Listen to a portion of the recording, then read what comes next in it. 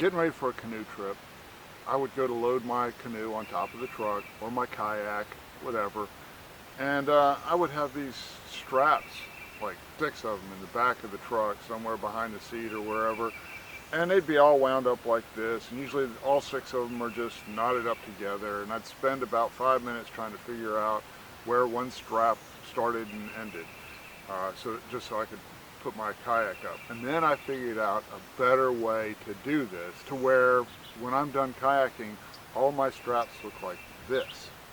And this is the way you want your straps stored in the back of your vehicle.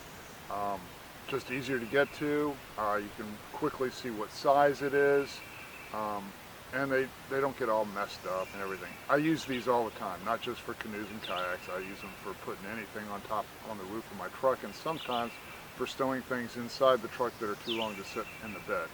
So these are great to have. I recommend having a bunch of them in some different sizes, but you don't want to store them like this. You want to store them like this.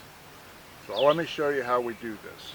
This one we take like this. Now you can see, here's the buckle, and this is the flat side of the buckle. Okay, I'm going to refer to the flat side a whole bunch. And what I do is I take it when I've got it like this, and I just run down it, kind of like this, until holding the buckle in the same space until I get to the end. Now I know that there's no kinks in it. You then take the buckle, you take the strap and put it into the bottom of the buckle. Now notice, I'm not using the ratchet. I'm putting it through the bottom of the buckle, and you just leave yourself a little extra space there. Now, if you pinch it right here, you can then run it all the way down, and you'll see, I'm going to come back here, and you can see it, and I want to make sure that these are flat. And it's usually pretty easy.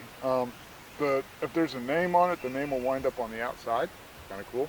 All right, and then I just let this side go. I hold the other side, the opposite side of the buckle, I let this side go, and then I roll towards the flat side.